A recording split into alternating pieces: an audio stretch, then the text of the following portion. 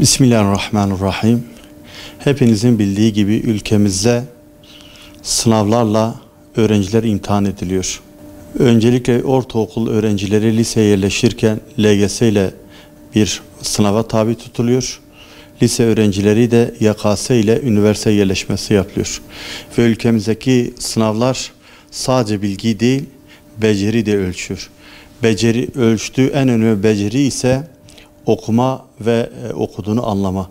Son yıllardaki sorulara baktığımız zaman bunun ciddi manada hem sözel hem de sayısal alandaki derslerde geçerli olduğunu görüyoruz.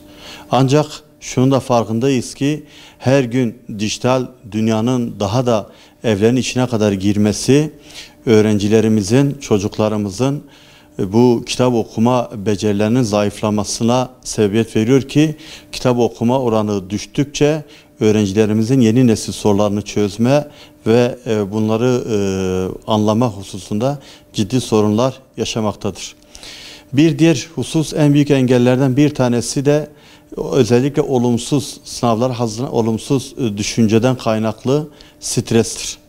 Ve özellikle bizler çocuklarımızı bu sınav sürecinde onların strese koymadan olumlu düşünmelerine teşvik etmemiz lazım. Ve şunu unutmamak lazım. Haziran ayın başında yapılacak her iki sınavda da yaklaşık 3 aylık bir süreç kaldı ki bu 3 ayda azımsanmayacak bir süreçtir. Ve bu 3 ayda ciddi manada konu tekrarlarıyla, soru çözmeleriyle eksikler giderilip pekiştirebilecek bir dönemdir. Ancak bunun içinde öğrencilerimizin planlı, programlı, düzenli bir çalışma yapması lazım. Öğrencilerimiz hiçbir şekilde sınava çok az bir zaman kaldı, yapamam, edemem, böyle ders çalışma motivasyonu bozacak davranışlardan kaçınması lazım.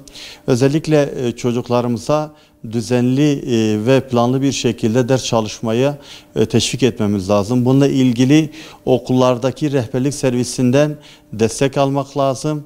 Burada özellikle son kalan süreç içerisinde eksiklerimizi tamamladıktan sonra zamanımızı verimli bir şekilde değerlendirip düzenli bir şekilde kitap okumaya da zaman ayırmamız gerekiyor. Ve öğrencilerimizin en azından bu başarısızlıkla ilgili kanaatlerini, kullanmış oldukları söylemlerini vazgeçirmemiz elzem gözükmektedir. Eğitimciler olarak velilerden beklentimiz çocuklarının sabah erken bir şekilde kalkması, kendilerine günlük bir şekilde hedeflerin belirlenmesi, bu hedefle ulaşmada beraber birlikte bir hareket etme ve bununla ilgili günlük zaman itibariyle diğer sosyal etkinlik ve kitap okumaya mutlaka zaman ayırmamız gerekiyor. Özellikle bu sınavlarda başarılı olabilmek için sadece bilgi sahibi olmak yeterli değildir. O sahip olduğumuz bilgiyi karşımıza çıkacak olan soruyu yorumlayabilme, bununla beraber hızlı bir şekilde düşünme ve karar verme ciddi manada öğrenciler arasındaki farkı aştıran, farka sebebiyet veren unsurlardır. Bununla ilgili özellikle öğrencilerimizin şu kalan süreçte eksiklerini tespit etme adına bol bol deneme sınavları yapması lazım.